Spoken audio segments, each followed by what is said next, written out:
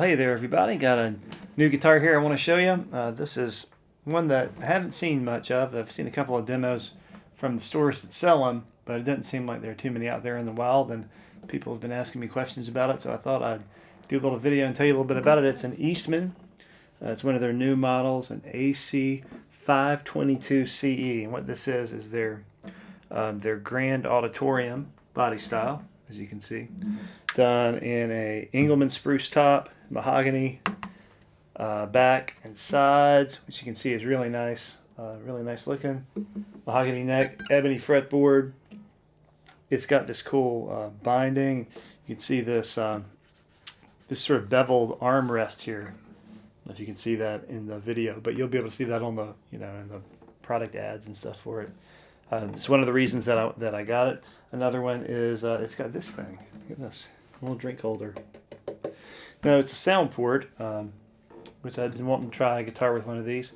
Also, have been playing a lot of acoustic guitar gigs lately. I'm primarily an electric guitar player, but over the last, I don't know, year or so, year and a half, I've been playing a lot of acoustic gigs, and I've gotten some nice acoustic guitars. I've got a Collings Dreadnought, a nice Taylor Dreadnought. I have another Eastman that's an OM, a smaller guitar. But the OM doesn't do what I need it to on the gigs that I play. And some of the places that I play are places I don't want to bring that Collings necessarily and leave it sitting on a stand. Or leave it sitting outside for a long time in the sunlight. So I wanted something that was nice and that sounds great and plays great, but that I wasn't quite so afraid of protecting. And this fit the bill for me. I was really excited about the features. The sound port is cool. The bevel is cool. It's the only guitar I have with a cutaway. And in a couple of in the main acoustic band I've been playing in, I'm doing a lot of jamming, a lot of soloing, and I'm trying to get up here a lot. And it's hard to do much up there with a traditional way that it is cut without the cutaway. So got me a cutaway guitar and thought I'd see how it goes. I really like it. My first impressions were very positive. It plays great, and I think it sounds good. I'll play some for you. It came with a setup with D'Addario 12s, which I guess they're what they would call medium light or so, medium. And my other guitars have I use D'Addarios anyway. My other guitars have 13s on them, except for the OM. The OM now and this one, I put the Santa Cruz low tension strings on there, which I think are also 12s, but they play lighter than that. And that's because this is not my primary bluegrass guitar, and I'm playing so many notes on it all the time. Just so much noodles that lighter string gauge and the ability to bend it and so forth was valuable to me. So that's what made me land on this particular guitar. I've also had great success with Eastmans in the past. My OM acoustic is an Eastman. I've had a couple of Eastman T386s, which is their version of a 335. I don't have one now because I have a Heritage that I love, but those Eastmans were great, so I just have a good overall impression of Eastman. This guitar has done nothing to change that. In fact, I think this is probably the nicest one I've had. Eastman's, the way I kind of came to know them was that it was a guitar where you can get sort of a classic design, classic layout with an old school thin nitro finish on it for a price point that's not too bad.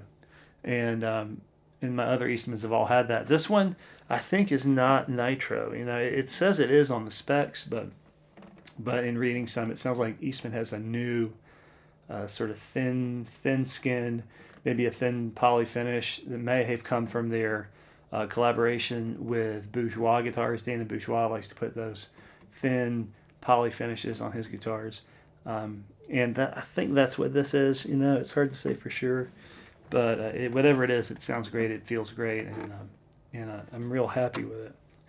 So anyway, I put some lighter strings on here. I had to tweak the truss rod just a little bit to lower the action, and it is perfect. It plays perfect. This thing here, the sound hole, it's not quite the ear cannon that I thought it would be, but the best way I know to describe it is that it sounds like, you know, sometimes when you set up behind some mains, you know, somebody will set up PA speakers and you set up behind them, and you can hear everything fine from behind the PA speakers. Now you can hear it.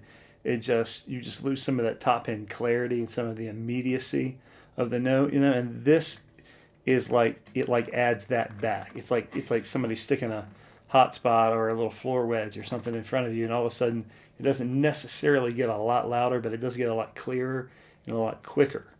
I don't know if that makes sense, but that's the way it feels to me. So it feels to me like, you know, sitting behind the guitar sound hole, but having this little sound port here coming up at me, feels like I'm able to react quicker on the guitar, and I really like it. I also like that it, you know, you probably can't even see it right now from the video. It's not like some of the, you know, Taylor ones I've seen where there's like this giant sort of thing here, and you can, you know, it's obvious that's what's going on. I kind of like that it's a little bit sneaky up there, so I don't have to explain it to everybody on every gig. But anyway, I thought I'd play it for you some. I've got this Townsend Lab mic right here. It's this Townsend L22. I'm running it in stereo mode, you know, so hopefully it'll sound good. I haven't listened to it yet, so I'm just hoping that it's going to turn out good. And after I play it a little bit mic'd up, I'm going to plug it in, and we'll talk about the electronics and stuff on it. So just play some chords for you so you get an idea of how it sounds strumming.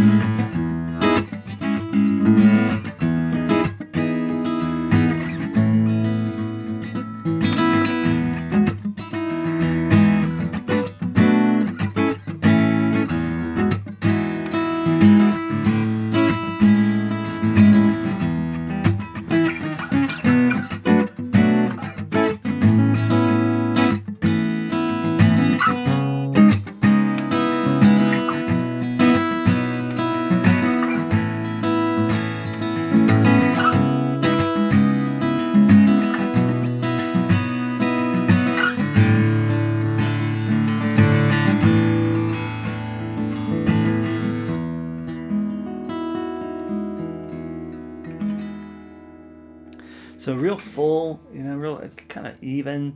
I'm hoping that comes through in the recording, that it's not, you know, like my colleagues, for example, is kind of a canon, you know, kind of a bass canon, which is awesome when you're playing bluegrass. But sometimes a little bit more balance is a good thing, and that's what I feel like this does well. Is it's real balanced all the way across the spectrum. You could still, you know.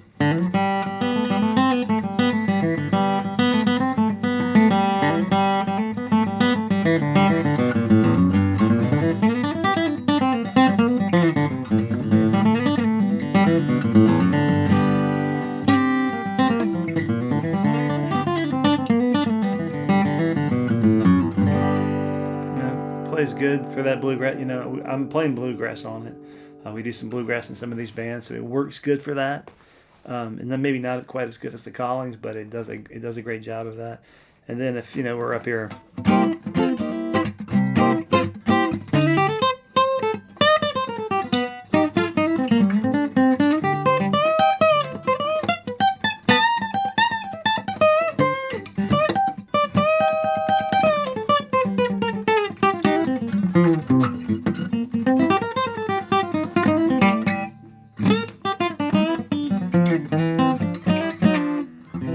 A little bit sloppy there, but I mean, you can play it, you know, you don't have to.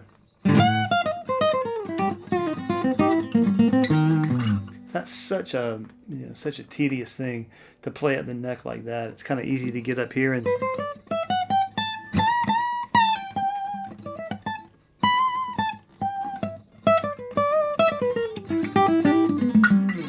play up there. It sounds good. It plays good up there.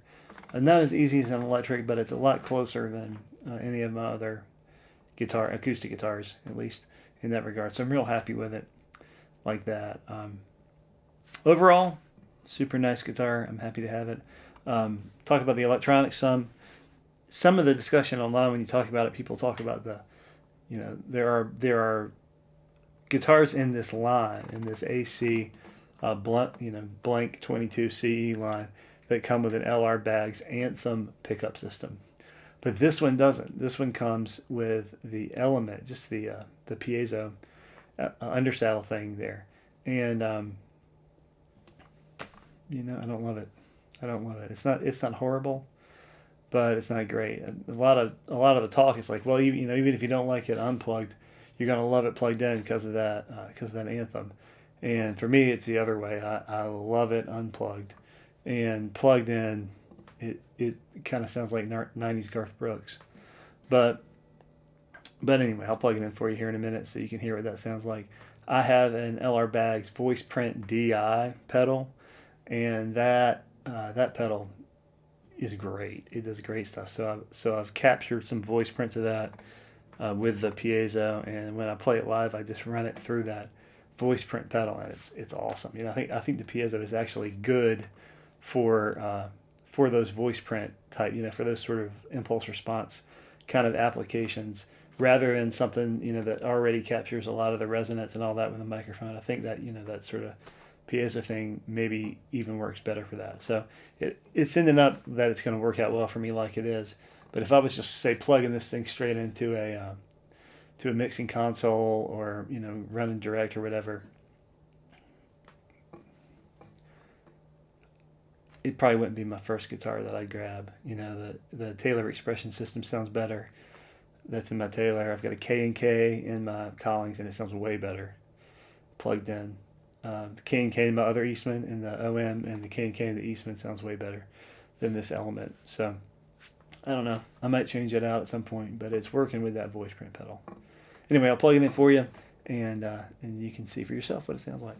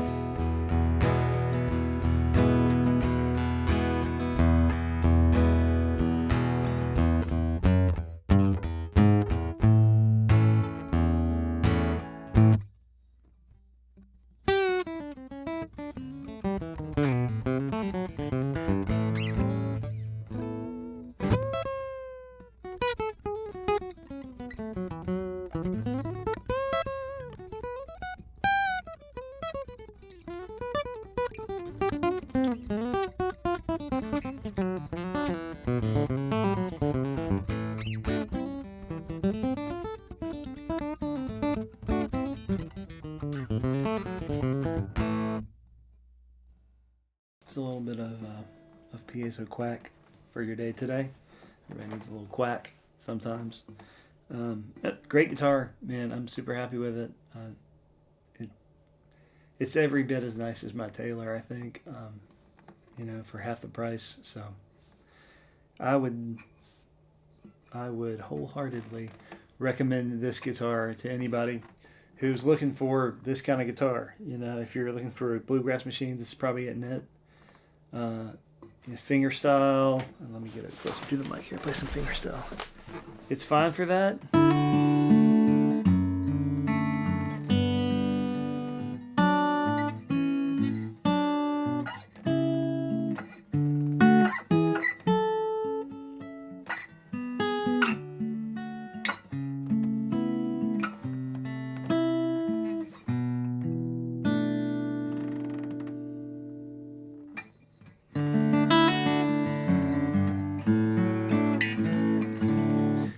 it's actually pretty great for fingerstyle, come to think of it.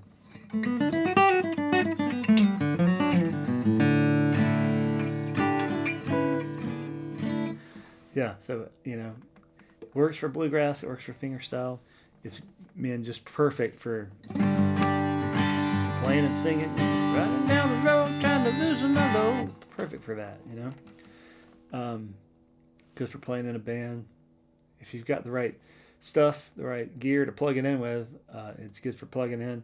Otherwise, you might want to maybe think about a different pickup in it. But great guitar. Get you one. Hey, and I've never asked anyone to do this before, but maybe I'll make more videos. So if you could give me a like and maybe even a subscribe, that would be great. But thanks for listening. Hope you enjoyed.